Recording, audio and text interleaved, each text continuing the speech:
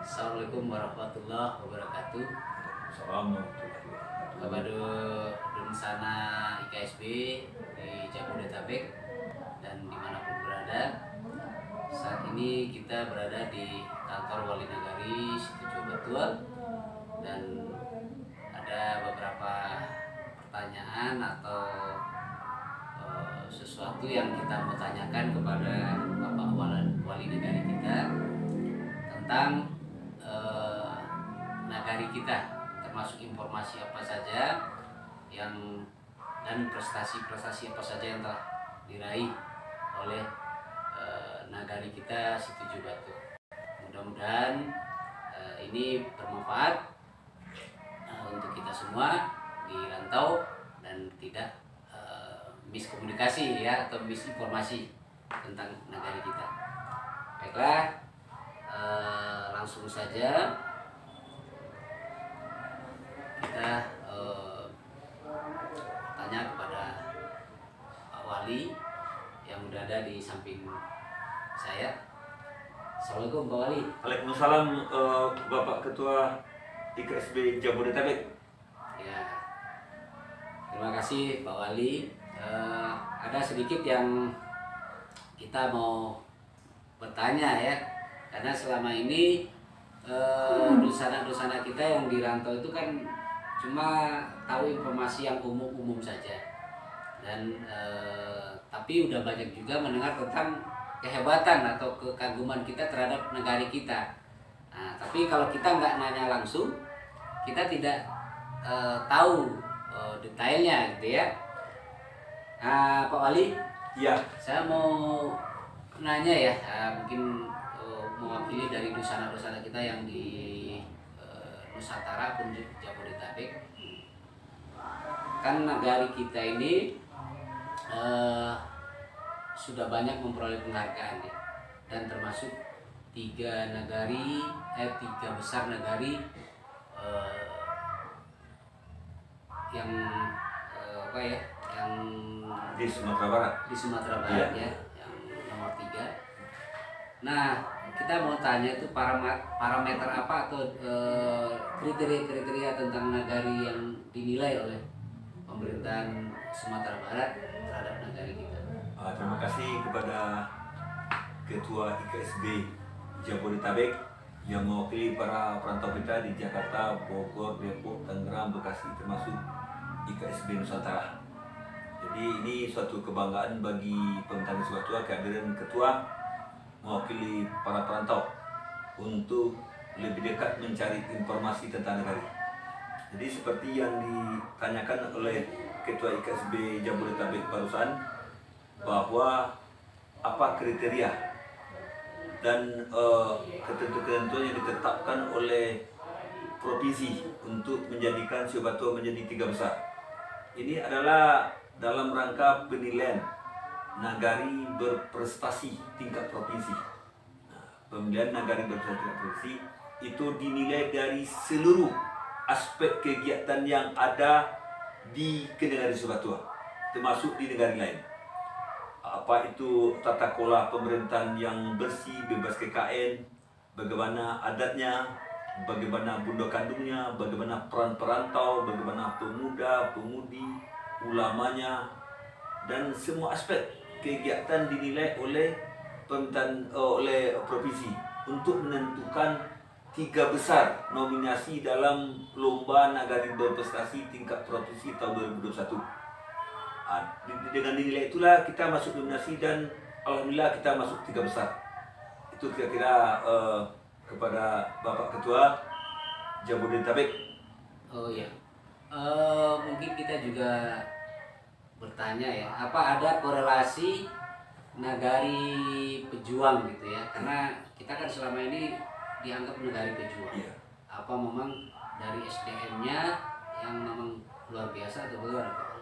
Itu adalah nagari pejuang adalah sesuatu kebanggaan kita, ikon nagari Situ Jobatu, khususnya umumnya Situ Jobatu Nagari ya.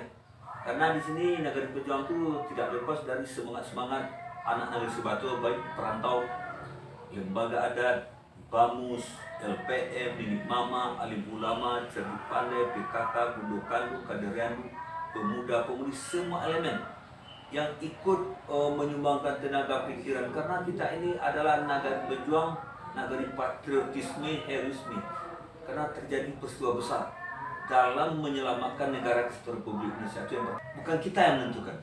Di 50 kota ada 4 nagari mandiri sampai saat ini. Siti Batua, Taram, Sarilama, Gugu Apagoto.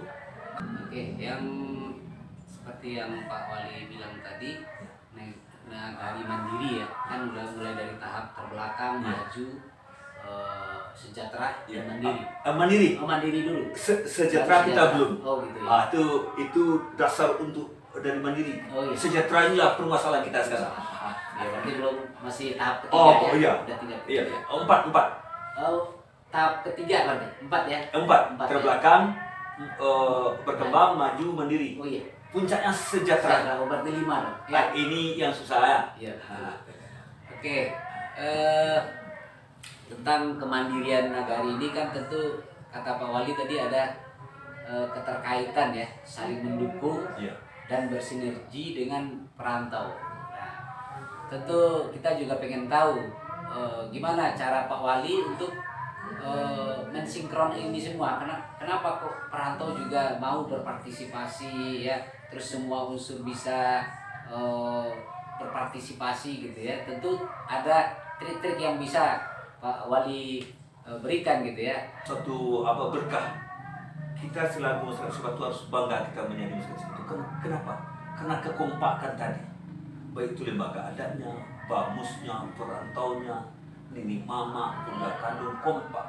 Untuk menjadikan kita kompak, pemerintah negari selaku eksekutif, eksekutor, eksekusi, ya, itu memberi pelayanan yang luar biasa kepada masyarakat. Yang tiada batas, dalam artinya kita memberi pelayani, bukan dilayani. Itu trik-triknya ya. Terus yang kedua, transparansi kita lakukan. Terbuka berapa dana desa, untuk apa gunanya, siapa penanggung jawabnya, ya. Ini yang penting, transparan tadi ya. Terus kita melakukan ini secara bersama. Ini yang luar biasanya.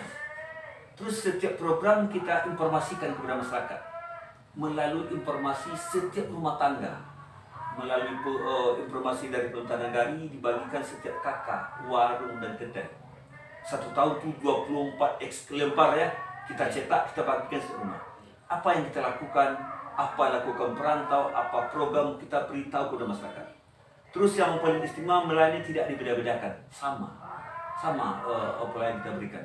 Baik itu dia intelektual, baik itu dia orang kaya, baik itu dia orang miskin, orang tidak berada ya, orang tinggi atau rendah, besar atau kecil ya, sama pelayanannya. Termasuk untuk disabilitas ya, orang nanti yang berkebutuhan khusus, sama kita pelayanan.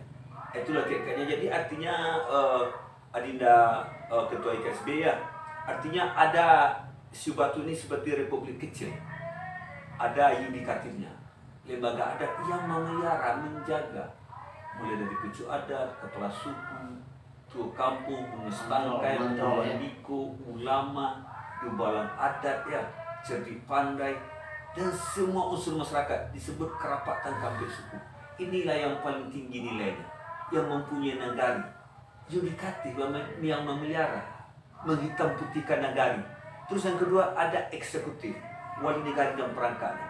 Yang ketiga ada legislatif, bamus dan anggotanya. Terus ada lembaga pendukung, ada lembaga perantau, lembaga pondok kandung, kader yandu, kader KB, pekerja sehat, sagotim ya, banyak tuh, majelis ulama nagari itu banyak ya. Inilah yang kita sinkronkan secara bersama. Kalau enggak, pemerintah negara juga tidak mampu. Yang hebat itu adalah masyarakat Subatu bersama perantaunya bisa memberi dan menerima berkat pemerintah negara yang melakukan sungguh-sungguh ya, tiada dibedakan satu sama lain dan transparan ya, tidak melakukan penyelewengan, tindakan yang merugikan baik itu keuangan negara, keuangan masyarakat ya. Itu kira-kira ya. Iya, terima kasih Pak Wali ya. Jadi kita juga tadi mendengar Pak Wali bilang nagari kita adalah nagari adat ya. Jadi Nah, dari itu kita juga mau bertanya, dari 2020 itu kan kita ada penambahan 48 eh, kepala adat ya, atau Iya. nenek mama. Iya. Menurut Pak Wali ada nggak selama ini pengaruhnya terhadap pendidikan anak kemanakan? Tentu mungkin dari yang awalnya sumbang salah banyak mungkin berkurang, atau mungkin yang selama ini tidak ada perbuatan tercela yang makin berkurang dengan bertambahnya nenek mama gitu ya. Mungkin Pak Wali bilang. Ini yang paling menarik juga ya, Ketua IKSB, waktu kita melakukan alih tegak pemilu. Itu tugas sangat luar biasa ya, sangat luar biasa, sangat luar biasa. Tumpah ruah masyarakat keluar ya. Bahkan income negara waktu itu pendapatan per kapitanya juga meningkat secara ekonomi ya. Begitu juga sosial budaya yang bisa kita publikasikan kepada masyarakat luar. Pihak-pihak terkait ya. Ini suatu yang mengagumkan. Jadi Pemerintah Negara terima kasih kepada kita semua yang sukses mengadakan peralihan pengulu dan arah iringnya. Ketika itu ada 48 nenek mama yang kita kukuhkan ya, yang baru. Itu sangat signifikan, membawa pengaruh besar terhadap perkembangan adat di negara Batu. Tadinya pelanggar adat ada lebih kurang 60 ya, 60 kasus. Sekarang alhamdulillah 0 kasus, 0. Alhamdulillah 0 kasus. Memang ada kekurangan-kekurangan lain, mungkin di penampanan yang lain mungkin itu hal yang biasanya, tapi tidak begitu apalagi ya, tidak begitu pemberatan lah ya. Cuma ini apa-apa yang kekurangan kita ini yang kita perlu. Jadi setelah dilantik pengulu, istilah kita sampaikan tadi, peran nenek mama ini sangat kuat. Karena yang punya negara ini adalah adat nenek mama. Kalau pemerintah negara cuma untuk disuruh-suruh lah ya, untuk bekerja, melayani masyarakat, eksekutor gitu ya. Eksekutor. Apa kata adat, ini pemerintah negara tolong ini kerjakan, ya kita kerjakan. Ya. Jadi peran inilah lembaga adat ini sangat luar biasa yang tidak dapat oleh negara lain. Sehingga negeri lain sini selalu melakukan studi tiru, baik itu adatnya, transparansinya, gotong royongnya, negeri bersih bebas sampahnya, kekompakannya. Kok bisa dilakukan di Batu? Kok mau masyarakat Batu menyumbang pendapatan negara yang begitu besar, 340 juta satu tahun, tanpa ada kita punya perkebunan, tanpa ada punya tambang ya, murni dari masyarakat. Dari masyarakat 340 juta ya. Mulai sumbang sampah pada 1%, iuran lompat pagar, jual beli ya, hasil jual beli 1%, terus hasil kios, retribusi pasar ya, dan retribusi lainnya. Itulah yang kita dapat, 340 juta. Bukan kecil tuh ya. Kita mempunyai 18 peraturan negara. Mempunyai peraturan oleh negara 40 lebih kurang. Ada peraturan pendidikan, kesehatan, ekonomi, keamanan, ketertiban, tentang kesehatan ya, tentang gotong royong, ronda, sumbangan satu warung, kedai. Itulah Situ Batu. Dari uraian Pak Wali tadi juga kita mendengar bahwa kesinkron ya gitu ya, antara pemerintah dengan yudikatif gitu ya. Nah, kita juga pengen tahu juga tentang penanganan COVID-19 kemarin. Karena waktu COVID-19 kemarin kita juga dengar di rantau, ini negara kita juga jadi role model ya, role model dari negara lain tentang penanganan COVID-19.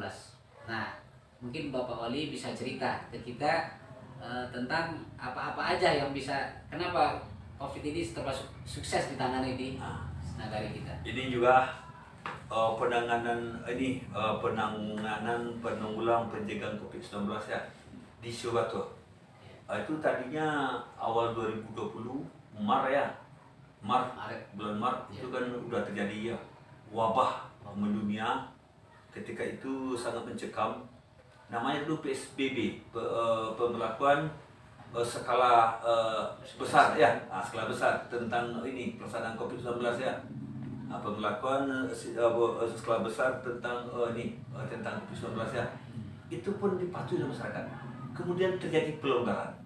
Kemudian kita lakukan sholat tarawih tapi mematuhi protokol kesehatan ya. Itu pun jalan. Kemudian ada tes swab, masyarakat pun juga mau ya. Dan untuk melakukan untuk mematuhi ini masyarakat juga pasar kita tutup dipatuhi. Kemudian 2021 terjadilah namanya PPKM lagi, bukan PSBB lagi ya. Pemberlakuan pembatasan kegiatan masyarakat ya. Itu dilakukan setiap masyarakat harus mematuhi protokol kesehatan, cuci tangan, pakai masker, jaga jarak, dan menjaga kesehatan kebersihannya. Itu telah kita lakukan dari Maret 20 sampai 2021 ya, sampai bulan Desember. Setiap ke pasar wajib pakai masker. Itu dana itu deh kita pergunakan. Yang pertama untuk penanggulangan pencegahan 2020 itu lebih kurang kita pergunakan 168 juta. Untuk bantuan langsung tunai 530 juta ya tahun 2021. Tahun 2020. Tahun 2021 terjadi penurunan ya. Waktu dikasih 2021 sebanyak 197 orang, 2021 cuma 40 orang untuk BLT. Untuk penanggulangan pencegahan tetap ya. Artinya Sio Batu menjadi contoh bagi negeri lain, baik itu dari Polda, sehingga di sini ada Dir Reskrim, Dir Intel berkunjung ke sini, Dir Kopit Opam ya, Dir Bimas ya, bersama Kabit Bimasnya juga ke sini. Sehingga Sio Batu dijadikanlah model contoh pelaksanaan PPKM di sini jalan. Sehingga kita mendapat penghargaan, dapat kunjung kehormatan dari staf ahli Menteri Kesehatan, yaitu Profesor Dr. Siapa namanya nih? Eka Ramdhani. Eka Ramdhania. Eka Ramdhani. Eka Ramdhania. Itu kan itu staf ahli Dinas Kesehatan. Itu yang ahlinya COVID ya. Bersama dari dukungan dari Kapolres, Pemda Kabupaten menjadikan contoh Sio Batu ya. Baik transparan pengolahannya, baik pelaksanaannya, sehingga kita mendapat penghargaan. Ini seperti ini ya. Ini penghargaan itu kan sangat banyak dapatnya. Ini penghargaan patung presisi dari Kapolri. Itu ya. Ini dia. Presisi. Kapolri artinya memanusiakan manusia. Ini cuma 3 dapat di Sumatera Barat ya. Ini kebanggaan kita. Ini berkat juga dukungan dari masyarakat ya, dan dari perantau. Baik itu kalau ada masyarakat yang terpapar, ya kita bantu sembakonya. Terus kalau ada yang meninggal di rantau, dimakamkan secara COVID, tidak terjadi permasalahan. Ada kita punya tim pengubur, ada punya tim satuan gas penanggulangan COVID di Nagari dan sampai ke Jawa. Jadi makasih kepada kepada baju besok mak dan ya. Baju dua yang dalam mintanya dia ya. Ya mak, ini kan macam mak. Iya. Kasih Aku mak. dah mak teleponnya ya. Aiko terima kasih ya Mela. Iya, aku bagian pelayan juga. Banyak dapat sembako. Iya. Kita fasilitasi ya. Itu kiko dah meh.